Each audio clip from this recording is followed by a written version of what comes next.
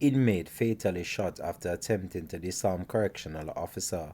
Hi again and welcome. This is Links 007 TV News Report, and we'll be right back with the full and exclusive details to come. Welcome to Links 007 TV News Report, providing you with the best in local and international news updates.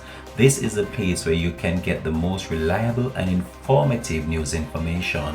Links 007 TV News Report. Welcome back and thanks for joining us. This is Links 007 TV News Report. An inmate from the Tower Street Adult Correctional Center who was admitted at a public health facility was fatally shot when he attempted to disarm a correctional officer while being escorted to the toilet. The disclosure was made by the Department of Correctional Services via press release. The incident occurred around 6:50 a.m. on Sunday morning. The Jamaica Constabulary Force and the Independent Commission of Investigation (INDECOM) are investigating the matter.